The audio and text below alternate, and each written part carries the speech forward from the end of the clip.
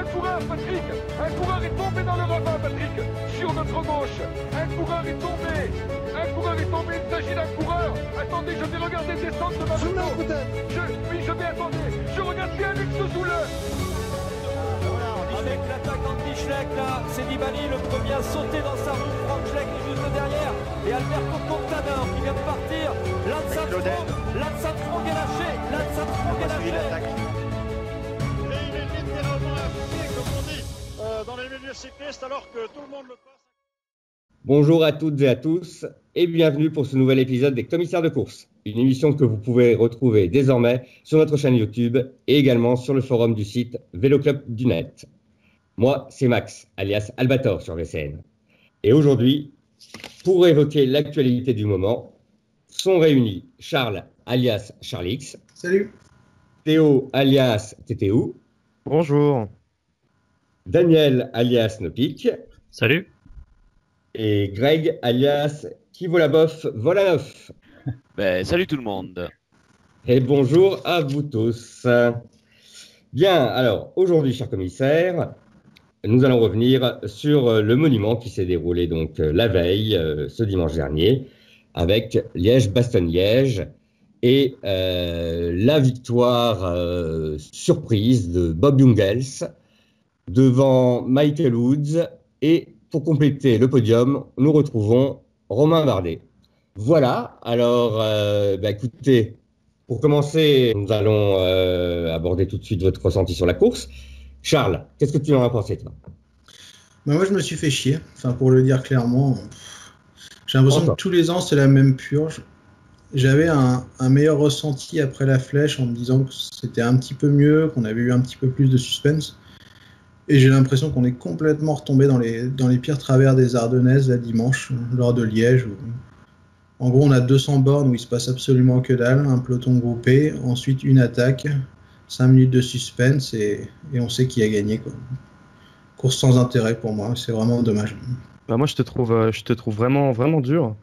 Effectivement, pendant 200 km, il ne s'est rien passé, mais au moins, on a quand même eu 30 minutes à la fin où il y avait un coureur devant, un peu de suspense. Je ne sais pas si vous vous rappelez les éditions précédentes de Liège-Bastogne-Liège. On a Simon Guérand qui gagne au sprint, c'était vraiment horrible. Et là, c'était vraiment mieux que d'habitude. Et au moins, je trouve que Bob Jungels, c'est un joli vainqueur, ça change un peu du profil habituel du puncher sprinter, quoi. Je suis plutôt d'accord avec notre collègue là. Finalement, autant c'est vrai que c'est ennuyeux pendant un long moment, mais je trouve voir Jungels gagner, ça m'a fait plaisir parce qu'il a une bonne tête, j'aime bien. Et on l'attendait pas trop, hein, on s'attendait à Valverde, à la Philippe, et finalement, le côté victoire de Jungels qui surprend un peu tout le monde, ça m'avait plaisir, même si c'est vrai que c'était un peu la sieste pendant 2 heures avant. Jungels, c'est un beau vainqueur, mais c'est pas le problème. Moi, je trouve aussi que c'est un coureur sympa et tout, ça fait plaisir de le voir gagner. Mais quand on voit quand il sort, au final, 10 minutes après qu'il soit sorti, on sait déjà qu'il a gagné, en fait. Parce que derrière, on a un tout petit groupe où les mecs vont forcément pas s'entendre et du coup, il y a zéro suspense. C'est même pas comme lors de Milan-San Remo où, d'accord, on se fait chier au début jusqu'au Poggio, mais Nibali sort et on a une intensité énorme jusqu'à la fin. Là, il y a zéro intensité, en fait, parce que dans le final, on sait déjà que c'est plié. Il n'y a aucun suspense, je trouve. Ça t'a fait penser un peu finalement au final du Tour des Flandres, qui donne un peu cette impression lorsque Terpstra est parti finalement, et que la course était à ce moment-là pliée. Non, parce que le Tour des Flandres, c'est pas pareil. Pardon, Daniel, je crois que tu voulais intervenir. Non, oui, je voulais dire, Max, ça tombe bien que tu dises que ça ressemble un peu au Tour des Flandres, parce que ce que j'ai noté avant la course et même après la course, c'est que plein de coureurs disent que c'est la course la plus dure de l'année. Il faut pas oublier qu'elle fait quand même 260 km avec vachement de dénivelé. Alors bon, nous, on a l'impression qu'il se passe pas grand-chose et que ça roule doucement. Peut-être que pour les organismes, c'est un peu plus dur qu'il n'y paraît. Après, moi aussi, je vous avoue que je me suis un peu fait chier et je salue d'ailleurs la décision de France Télé de diffuser que les 50 derniers kilomètres. Ça évite à tout le monde de perdre sa journée, hein. Mais ouais, du coup, je me demande, est-ce que c'est pas justement le même souci que sur le Tour des Flandres où la course est tellement dure que ça bloque un peu toute velléité et que c'est vraiment plus une course d'usure qu'une course d'attaque. Alors c'est vrai qu'on a assisté surtout à une élimination par derrière, comme ça se fait sur ce type de course assez difficile. Les déclarations des coureurs cette année allaient un peu dans ce sens. Beaucoup disaient effectivement que cette course, cette année, avait été rendue particulièrement difficile. Est-ce que tout ça va dans le même sens du coup et que ça se cumule et que ça a rendu cette édition un peu particulière, cette impression qu'elle soit quand même finalement que toutes les choses étaient un peu figées, se sont figées finalement assez vite, ça a pu jouer. Néanmoins, je trouve que certains d'entre vous ont une vision un peu dure de la course. La performance physique quand même de Jungels est à souligner. Justement, si la course était difficile et que le rythme était lui-même enlevé, ce qu'il a réussi à faire, ça montre bien que c'était pas juste que les leaders derrière se sont regardés. C'est que lui devant, il a su tenir le rythme. À la fin, l'écart est quand même de 7 secondes. Le problème, c'est que Oui, Charles. Jungels, d'abord, je veux surtout pas rien enlever à la performance de Jungels. C'est vraiment top ce qu'il a fait. Enfin, c'était vraiment impressionnant. Mais pour en revenir au suspense, je trouve qu'il n'y a pas assez de difficultés dans le final, en fait. Là, on voit que c'était surtout des faux plats ou du plat tout court et on donne pas la possibilité aux mecs qui peuvent être costauds derrière, on leur donne pas l'opportunité de pouvoir rentrer sur lui. En fait, on voit Van Aert, il était super fort dans l'avant-dernière ascension.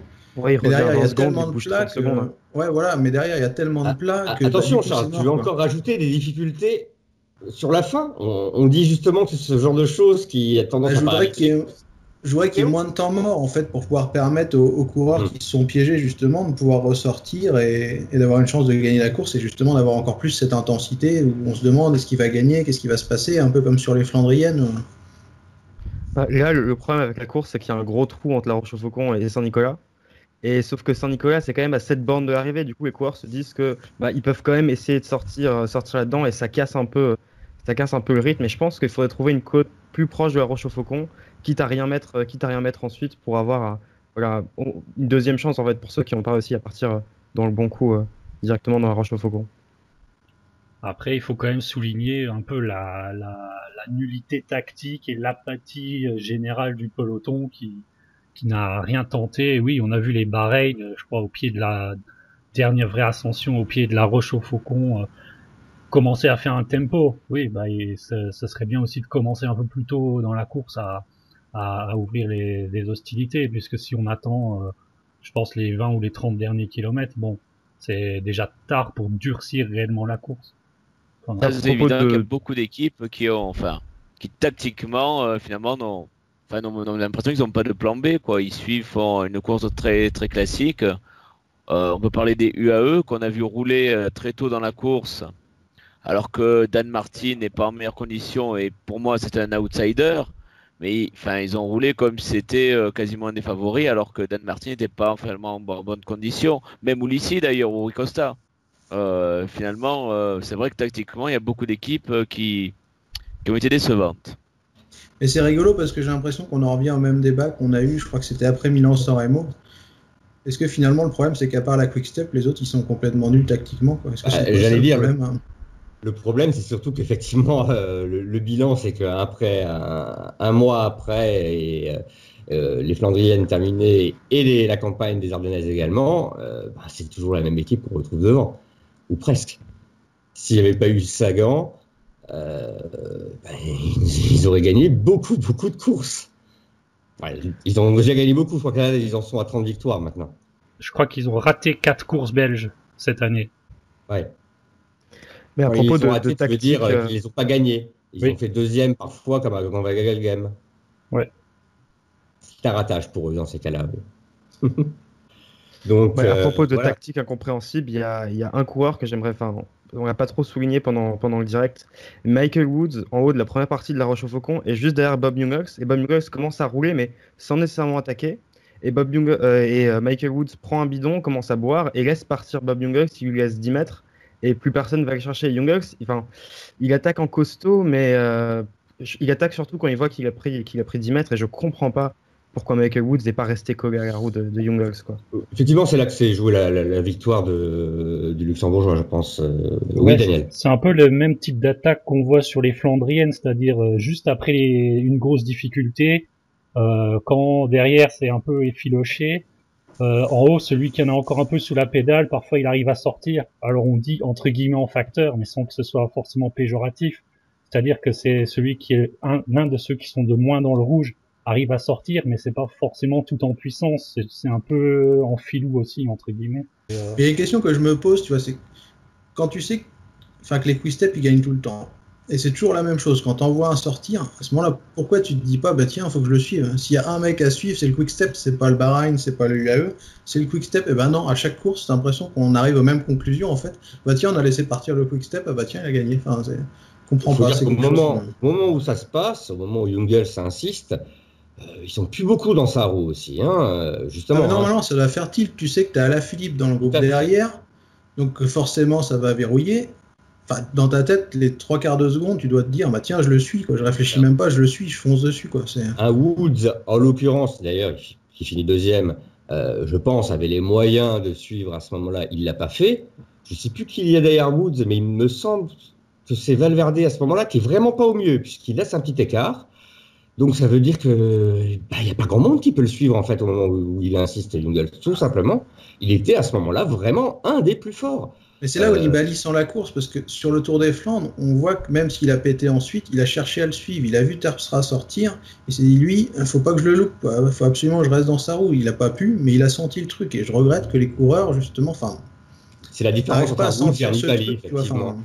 Qui manque de toute façon, si c'est arrivé groupé après, c'était pour Valverde ou Alaphilippe. Donc la seule chance pour beaucoup de coureurs, à mon avis, c'est d'attaquer un moment ou de suivre une attaque. Ah oui, ça, je ne comprends pas non plus pour beaucoup de coureurs. On a eu des attaques courageuses, souvenez-vous, à 3 km de l'arrivée. Ouais. Non, mais c'est vrai que, comme tu le dis, Charles, à chaque fois, on voit un quick-step qui part et tout le monde qui se regarde un peu, alors que bon, on sait que le quick-step, avec l'aide de son équipier derrière, il a de bonnes chances d'aller jusqu'au bout. Après, lorsqu'ils sont déjà dans cette situation-là où ils sont deux très costauds dans un groupe de 10, bon, c'est pas forcément évident de les déloger et de changer ça. Mais c'est là qu'on en revient sur le manque de créativité tactique. La seule tactique qui est employée par l'ensemble des équipes, c'est de faire la course crescendo, c'est de faire les 200 premiers kilomètres à une allure plus ou moins tranquille. Moi, je suis pas dans le peloton pour dire si c'est rapide ou pas rapide, mais bon, en tout cas, on voit qu'ils sont encore 60 ou 80 dans le final. Et à 30 km de l'arrivée, on accélère. Peut-être qu'il y a autre chose à faire, mais apparemment, personne n'a cette idée. Non, c'est un peu dommage. Quand on voit une équipe, par exemple, comme Astana, qui est capable de courir comme ça, mais sur les courses à étapes, et qu'il a montré aussi quand même sur certaines Flandriennes, elle n'a pas réussi à... Et dimanche, il n'y a que Astana qui a joué le jeu au final. Hein. Qui c'est qui sacrifie un équipier? C'est la Astana, c'est Fuglsang. Je ne sais plus qui était avec Fuglsang. C'est Villela qui se sacrifie pour Fuglsang. Mais c'est les seuls qui ont pris leur responsabilité. Au final, ils se sont dit, bah là, de toute façon, on a perdu, donc quitte à perdre, autant tenter quelque chose et sacrifier un coureur, quoi. Alors qu'à côté de ça, on a une équipe, par exemple, comme Bahreïn Merida, qui avait une force collective aussi assez impressionnante et qui termine donc 5e et 6e. Dumoulin avait Saint-Moment avec lui, je crois aussi, il me semble, si je dis pas de bêtises.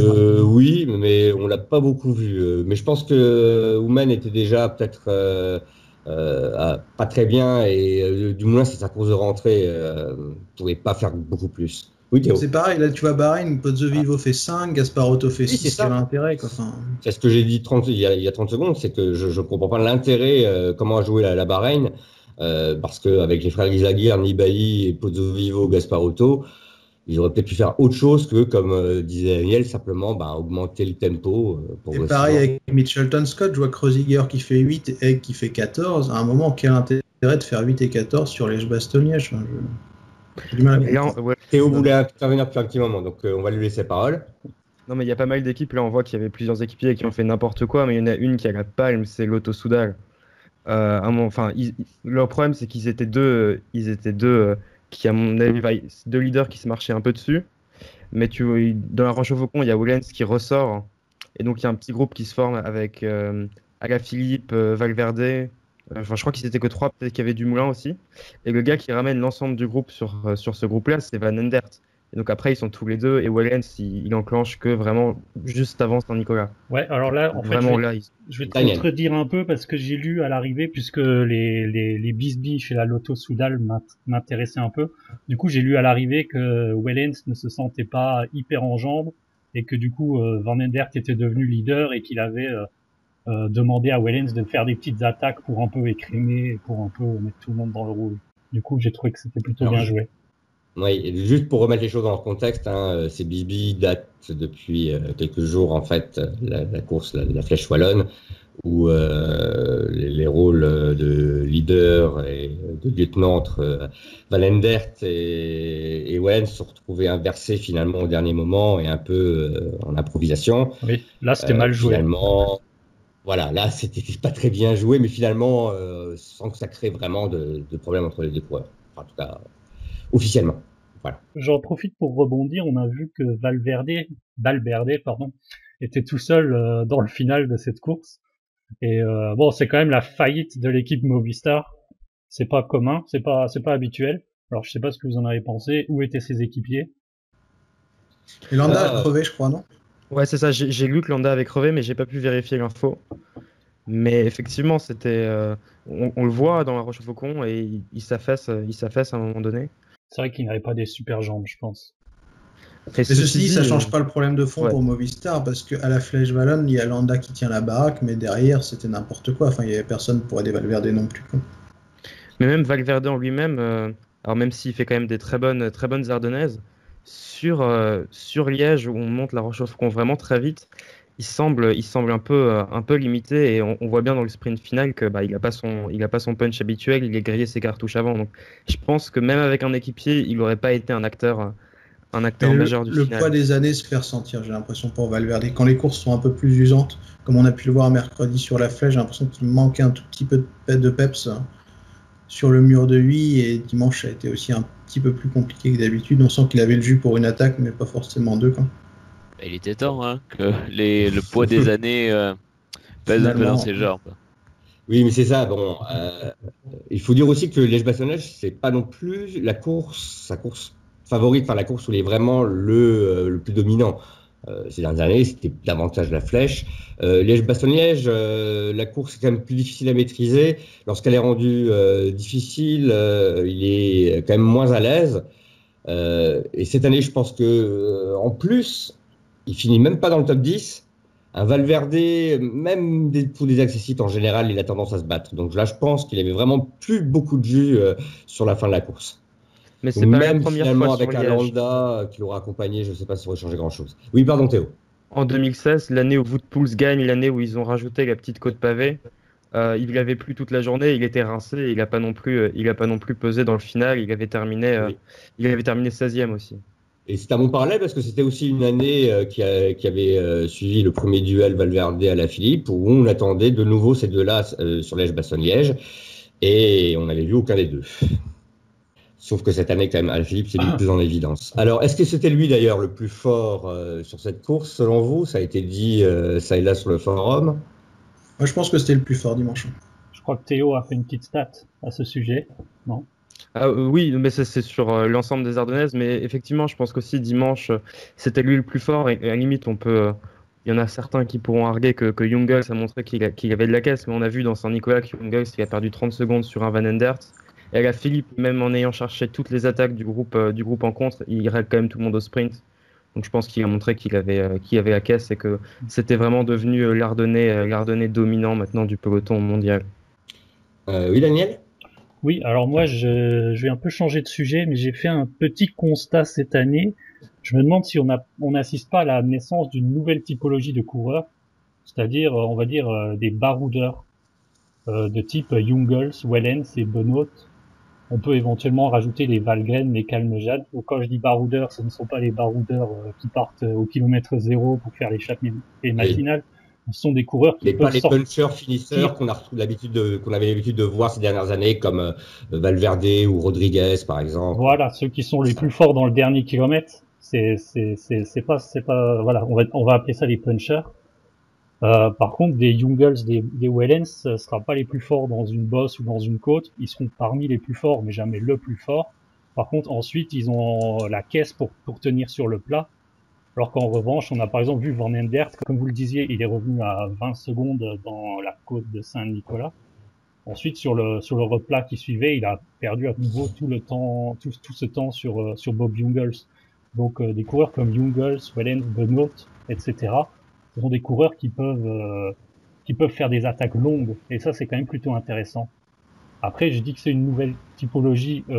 Si je veux aller un peu plus loin, je pourrais même dire que Nibali et Terpstra font partie de cette caste, puisque c'est un peu aussi leur profil de course sur les classiques.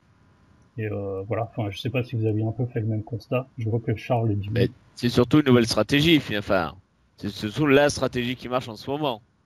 C'est-à-dire qu'il y en a un qui attaque, un courageux qui a quand même des qualités, il y a un coureur assez complet, qui peut un peu rouler, qui peut grimper, et derrière tout le monde se regarde. Mais c'est vrai, je pense qu'il y a un peu c'est la des deux. stratégie qui marche parce que c'est peut-être aussi que justement il y a des coureurs d'un certain niveau et qui ont ces spécificités pour pouvoir arriver au bout. Parce qu'avant, ces stratégies-là, on les remarquait peut-être moins parce que tout simplement elles ne marchaient pas, parce que les coureurs n'y arrivaient pas à faire ça. Mais ça dépend du type de coureur. Comme tu le disais, Daniel, c'est vrai que c'est super intéressant. Je suis sûr que si tu mets Van Endert à la place de Jungels, il va pas au bout. Parce qu'il sera incapable, justement, sur cette filière longue, de tenir le choc sur le plat comme l'a fait Jungels. Et ça, c'est assez intéressant. Quand on voit, après Saint-Nicolas, Van Endert, il perd quasiment toute son avance sur le groupe des poursuivants, au final. Là où Jungels parvient à maintenir l'écart, lui, il n'y arrive pas. Et ces coureurs sur la filière longue, c'est intéressant de voir qu'ils réussissent cette année, quoi. D'ailleurs, dans le groupe en haut de la sur le Rochefoucauld, parallèle, il n'y a que Jungels qui pouvait faire cet exploit, à la limite à la Philippe, mais des coureurs résistants. Et c'est vrai qu'on assiste, Terpstra, même Sagan a gagné comme ça en fait à Roubaix. Et c'est pour ça que moi, il y a un coureur vraiment polyvalent que j'attends vraiment sur la flèche les prochaines années, c'est Tom Dumoulin. Parce que je pense vraiment que lui, il a le panel complet pour pouvoir briller sur cette course. Mais est-ce que peut-être, lui sera beaucoup plus surveillé parce qu'il est plus étiqueté rouleur, peut-être, gros rouleur, bête à rouler que les autres. Pourtant, Jungels, on en avait là aussi une belle bête à rouler devant. Oui, mais je suis pas sûr que ce soit autant surveillé que. Oui, il n'avait pas le prestige d'un Tom Dumoulin, certes. Pas encore. Pas encore. Oui. D'ailleurs, certains étaient même étonnés de le voir, très étonnés de le voir gagner et disaient que c'était l'occasion d'une vie et que de toute façon, Jungels ne gagnerait jamais d'autres aussi grandes victoires. Je pense que c'est un peu vite et puis peut-être, comment dire, un peu sous-estimer le talent naturel du bonhomme quand même. Voilà.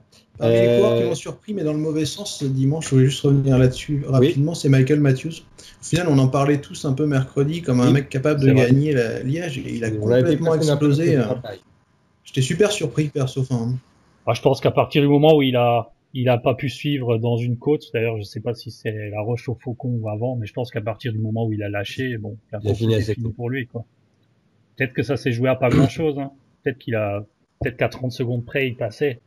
Non, il était quand même assez loin. Il était même pas dans le groupe derrière avec des Rudy Mollard, des Anthony Roux. Il était vraiment loin. Peut-être que c'était juste un mauvais jour parce qu'effectivement, il avait montré sur la flèche qu'il avait une forme de malade. Mais c'est peut-être aussi, on n'y pense pas parce qu'on le voit pas à la télé, mais le dénivelé total de Liège-Bastogne-Liège pour un gars qui n'a pas un profil grimpeur comme Matthews, c'est peut-être rédhibitoire tout simplement. On peut noter aussi finalement qu'à part la Philippe, je crois que c'était toi, Daniel, qui l'avait relaté sur le forum. Il y a très peu de coureurs qui s'étaient mis en évidence dans le Tour du Pays Basque qu'on retrouve également finalement devant sur ces Ardennaises. Finalement, ceux qui ont joué le Pays Basque à fond jusqu'au bout, c'était un peu compliqué pour eux, je pense. Mais Rebellin disait déjà, il y a une dizaine d'années, quand il était encore une des terreurs de ce type de course, que lui-même, pour mieux préparer les Ardennaises, faisait toujours le Tour du Pays Basque un peu en dedans. Forcément. Surtout que les 2 dernières étapes cette année, c'était un peu un chantier à chaque fois, donc ça a dû bien taper dans les organismes. Après, Landa a tenu le choc. Hein. Au final, il a roulé pour Valverde. Bon, un degré moindre, mais sur la flèche, Landa, malgré un gros tour du Pays Basque, il finit quand même pas si loin, alors qu'il a bossé comme un malade pour Valverde, et dimanche, sur sa crevaison, je pense qu'il aurait été suivi dans le final. J'aurais aimé voir Roglic aussi sur la flèche, moi. Voir ce que ça aurait pu donner. Le seul qui a vraiment déçu, qui était plutôt pas mal au Pays Basque, c'est Dylan Teuns, qui a totalement explosé sur la flèche et qu'on n'a pas vraiment vu à Liège non plus. Ce qui est plutôt curieux, parce qu'il sortait d'un bon Paris-Nice en plus. Peut-être qu'il était en forme trop tôt justement et qu'il s'était entraîné, qu'il avait un peu délaissé les efforts de puncher, parce qu'on l'a vu sur une montée longue à Paris-Nice. Voilà, c'est étonnant. Mais globalement, les BMC sont quand même bien passés à côté. Ils ont bien fait sur n'importe les quoi. Flandriennes ou les Ardennaises. Ils ont bien tout foiré. Ouais, c'est vrai. Les Sky aussi auront été décevants dans l'ensemble.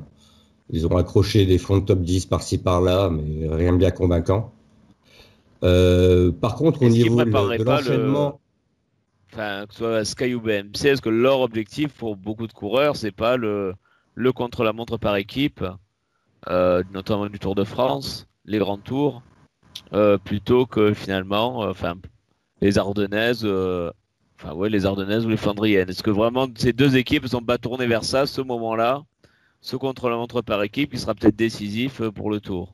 Les équipes dans leur ensemble peut-être, Greg, mais comment expliquer au niveau individuel, je ne sais pas moi, par exemple, voilà ce que venait faire Kwiatkowski sur ses courses. Voilà. Qu'est-ce qu'il visait, quel était son... Il y a certains coureurs, on se demande un peu Après, il y a eu des blessures chez Sky aussi. Il y a eu des blessures chez Sky aussi, ça a un peu changé la donne. Il y a Woodpulse qui est blessé, qui était en reprise. Bernal, je pense qu'il était parti pour faire un printemps énorme. S'est blessé également. Kwiatkowski n'est pas forcément à son niveau. On a toujours cette histoire autour de Froome. Et puis il y a des circonstances atténuantes pour moi chez Sky, je pense, par rapport au perf. Je regardais pour l'enchaînement Tour du Trentin, Liège-Bastogne-Liège. Il est effectivement beaucoup plus aisé, mieux réussi en général que celui Tour du Pays Basque, Liège-Bastogne-Liège finalement. On retrouve Pozzo Vivo à la 5e place quand même.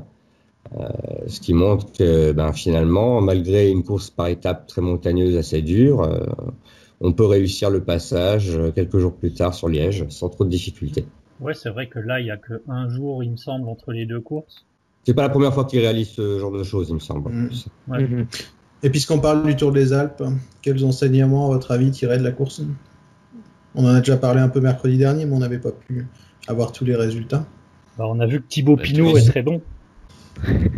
Oui, je pense que nous, en tant que Français, tout ce qu'on regarde maintenant, c'est qu'on attend bien sûr le Giro. On attend plein d'espoir, surtout qu'on a vu un Pinot offensif prendre des risques au niveau stratégique, puisqu'on a parlé de stratégie, mais on l'a vu à l'attaque finalement. Il a fait plaisir, donc on est tous en train d'attendre, je pense, comme beaucoup, un beau Giro de Thibaut Pinot. En attendant, en oubliant aussi ou en fermant les yeux sur les participants un peu moins agréables à regarder. Les asthmatiques. Oui. Alors le problème, c'est que ça va fausser énormément les choses. Parce que, admettons par exemple que Froome se retrouve avec le maillot rose, c'est son équipe qui va gérer la course. C'est son équipe qui va dicter le tempo. Et si l'UCI décide ensuite finalement de lui enlever ses résultats, c'est le deuxième qui se retrouvera donc avec... Ah non, ils ont déjà décidé que s'ils prenaient part au Giro, les résultats ne seront pas enlevés s'ils gagnent. On en est sûr. Ouais, je crois qu'il y a une espèce de... L'UCI, on ne sait jamais, je préfère demander 2 fois quand même. Mais ce qui est intéressant pour Froome, c'est de savoir s'il sera à 100%, autant physiquement que psychologiquement au départ. Moi, c'est vraiment la question qui m'occupe par rapport à ça. Psychologiquement, on peut se poser la question. Physiquement, moi, je m'inquiète pas trop. Il est quand même censé être parti pour un doublé de Giro Tour, donc c'est pas trop étonnant qu'il soit pas au top au Trentin. Même si, d'ordinaire, moi, si j'étais un leader de Grand Tour, je serais un peu inquiet de savoir que Kenny Elissonde est meilleur que moi. Sans offense pour Kenny Elissonde, mais il a vraiment montré qu'il était plus fort que son leader sur cette course.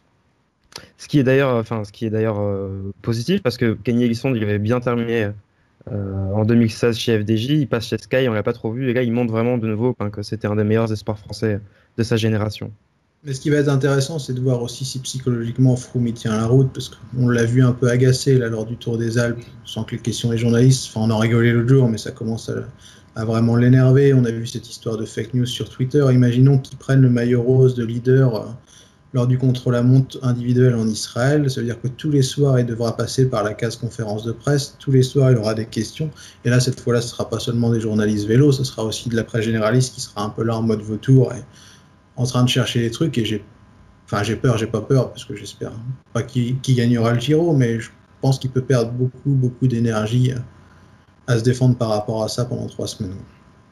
À propos de psychologie, Thibaut Pinot, il nous a fait plaisir parce qu'il attaquait, mais moi, il m'a vraiment surtout très fait plaisir lors de l'étape de dimanche, parce qu'il avait plus d'équipiers assez vite, il a réussi à gérer, et même on a surtout peur pour Thibaut Pinot des descentes, et il a très bien géré les descentes durant l'étape de vendredi. Donc vraiment, ça c'est vraiment le point positif pour Thibaut pour le Giro. Oui, Daniel, il t'a convaincu aussi? Comme tu dis, il n'avait plus d'équipier, et ça c'est quand même un petit point qui m'inquiète du côté de la FDJ. Et Thibaut Pinot s'est retrouvé à chaque fois très vite isolé, je trouve. On a vu que Reichenbach était pas encore totalement au niveau. Après, je pense que le Suisse sera indispensable dans les 2 dernières semaines du Giro, donc il a encore un peu de temps pour monter en puissance. Mais bon, voilà, c'est le genre d'image qui sont toujours un peu inquiétantes. Ça devrait être mieux chez Trek en 2019, je pense. Ils pourront peut-être aussi compter, je crois, sur la présence de Preiller, si je ne dis pas de bêtises, qui s'est aussi grappé. Mais c'est vrai qu'il y a une sorte de dépendance quand même très forte de Pinot vis-à-vis de son lieutenant. S'il n'est pas là, si jamais Reichenbach se blesse ou n'est pas dans le coup, tombe malade ou quoi que ce soit. Ou se fait attaquer par un Italien raciste. Par exemple, ce sont des choses qui peuvent arriver, il semblerait. Mais blague à part, je pense comme Daniel que si jamais Thibaut Pinot prend le maillot de leader un peu tôt dans le Giro, ça risque d'être très très compliqué de faire face aux autres équipes. Mais ça, c'est un problème qui est quand même récurrent dans la plupart des équipes. Même la Sunweb l'année dernière avait du mal à assumer ce maillot de leader. Je pense qu'à part Sky et Movistar, il n'y a pas beaucoup d'équipes qui sont capables d'assumer un maillot de leader sur un grand tour. Astana, je pense, si Lopez prend le maillot, Astana, je pense, est armé. Ouais. Pareil, également, peuvent, en fonction du type d'équipe qu'ils emmènent selon le tour, autour des frères Izagirre avec Pozzo Vivo ou Nibali, ça va. Mais c'est un autre débat, mais je pense qu'AG2R est aussi capable d'assumer le poids d'une course maintenant, avec l'effectif qu'ils ont. Oui, pour moi aussi, AG2R pourrait. Savoir aussi s'ils se retrouvaient avec Ils n'ont peut-être pas le bon leader, mais sinon... C'est un autre débat, je crois, qui fera l'objet d'une autre émission. Tu peux pas m'empêcher, je suis désolé, vraiment. Mais c'est vrai que globalement, belle impression de maîtrise de Pinot, même si son équipe a donné quelques signes de faiblesse. Après, sur le Giro, pas sûr que ce soit eux qui a géré la course, enfin en tout cas tout de suite.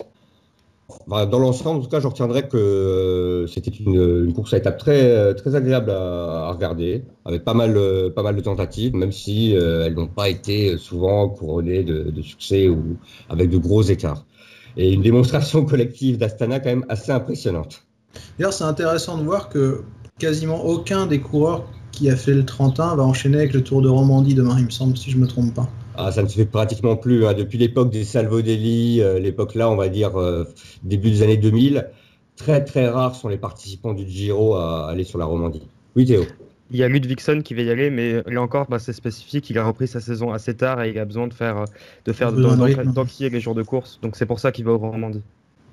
Mais bon, c'est pas non plus un leader, c'est un équipier dans la FDJ. Ça dépend aux yeux de qui.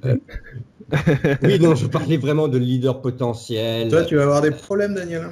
Soyons sérieux, on va quand même pas considérer Ludvigsen parmi les leaders potentiels pour le Giro. Non, mais on parlait de l'équipe de Pinot, c'est vraiment un pivot important de son équipe. S'il n'est pas au niveau, vraiment, il n'y a que 2 gars qui peuvent tenir la montagne. Donc c'est important pour Pinot. Mais je pense que s'il reste chez la FDJ l'an prochain, il faudra 1 ou 2 bons mecs en montagne supplémentaires. C'est pas possible autrement. Ouais, je pense que c'est quand même le projet. S'il continue à progresser, s'il fait podium sur le Giro là cette année, faut lui fournir les armes pour aller gagner un grand tour, quoi. Je pense. On peut compter là-dessus, a priori. Il me semble que Pinot, de toute façon, avait déjà spécifié à la FDJ que par rapport à son salaire qu'il préférait rogner de manière à avoir un encadrement et une équipe plus forte autour de lui. Donc, et après, bon, c'est pas le débat, mais j'ai l'impression que l'accent est plus mis sur Arnaud Démare quand même. Bah, peut-être que c'était l'année dernière le tour d'Arnaud Démare et cette année ce sera le tour de Pinot. En tout cas, c'est comme ça que je vois les choses. C'est vrai que autour de Démare, ça s'est plus renforcé qu'autour de Pinot pour l'instant. Mais ça peut encore changer. Est-ce que c'est tout pour ce Tour de Trentin ou il y avait d'autres choses que vous vouliez souligner? C'est donc tout pour ce Tour du Trentin. Très bien. Bon, écoutez, il nous reste encore un dernier sujet à aborder. C'est celui de la course à venir de la semaine prochaine, la course World Tour qui se passe en Suisse. Donc, traditionnellement, toujours à cette période de l'année, à savoir le Tour de Romandie.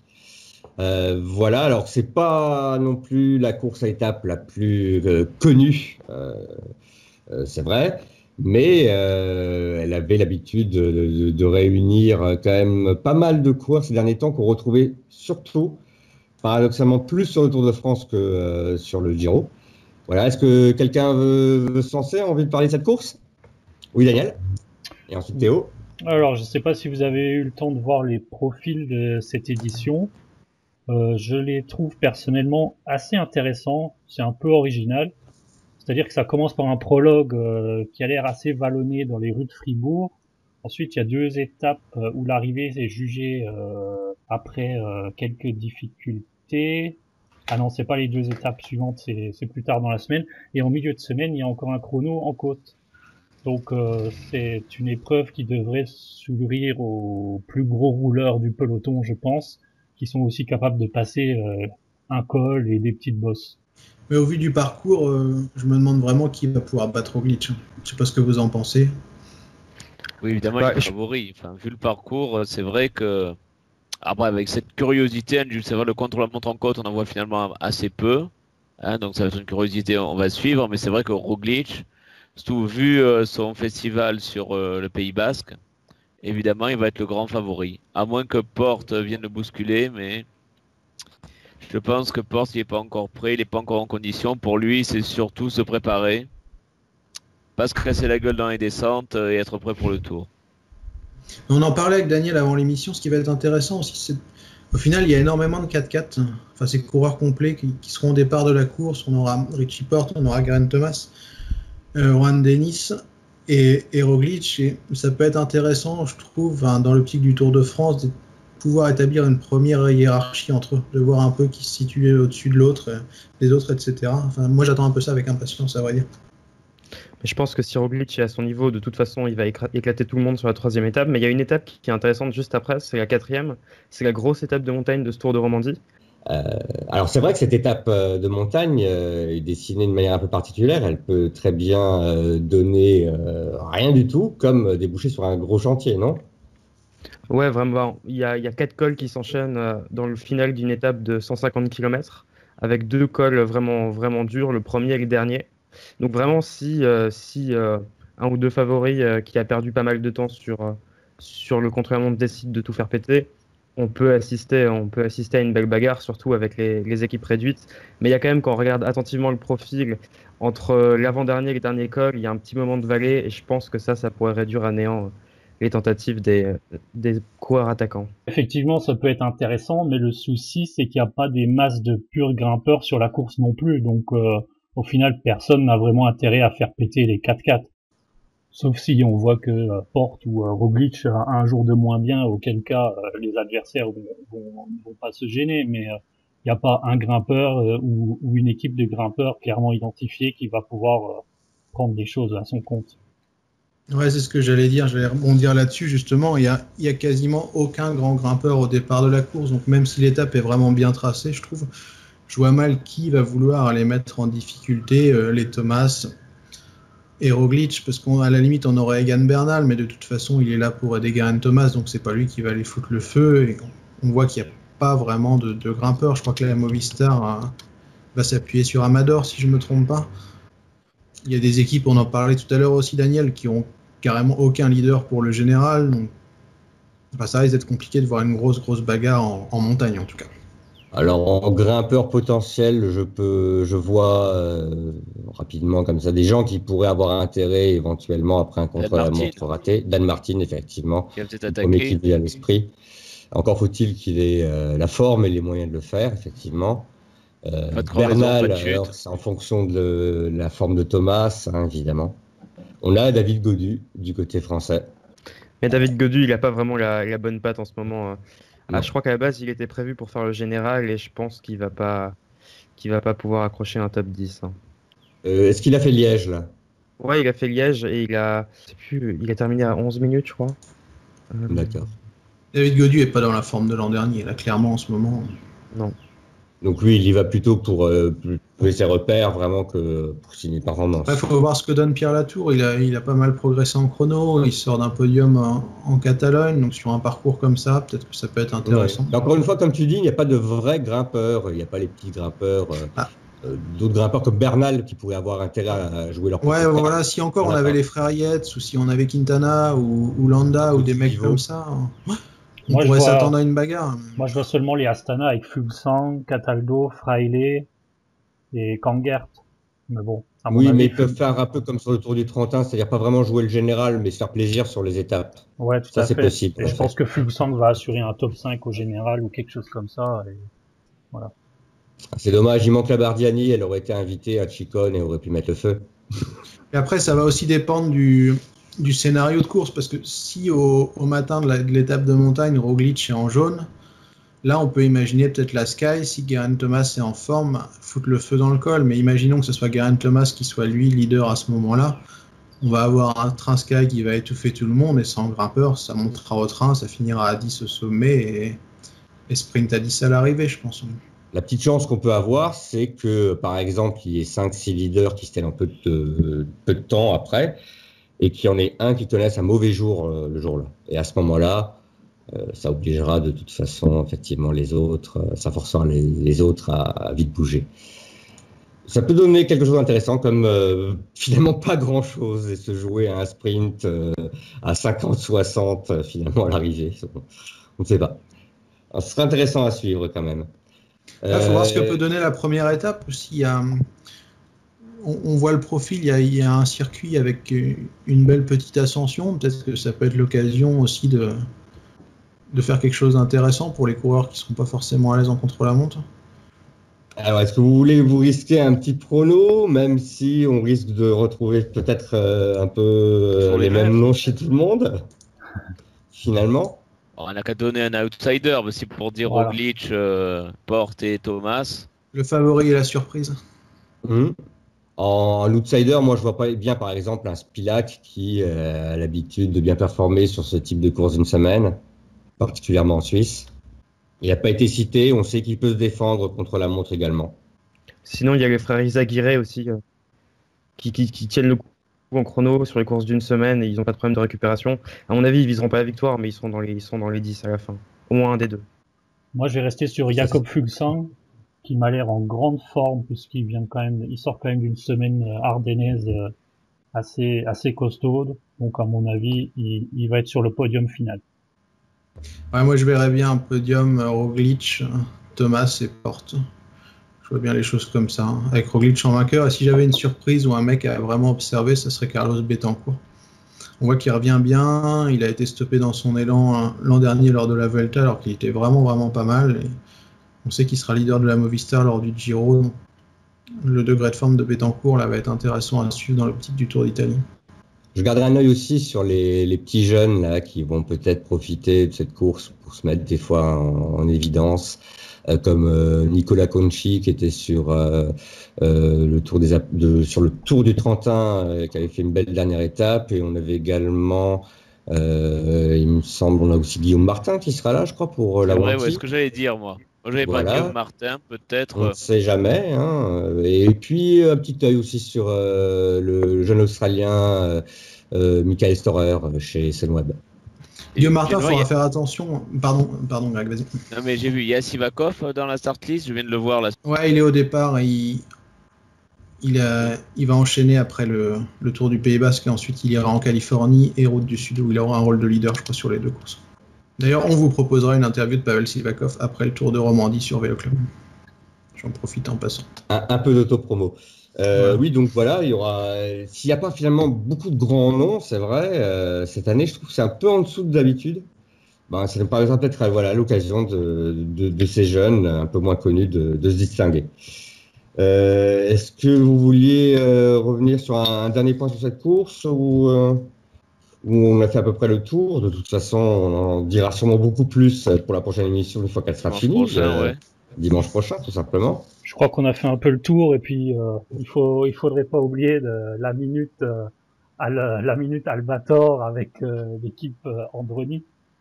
L'équipe Androni, l'équipe Bardiani, tu veux dire? Ah, excuse-moi, je comprends.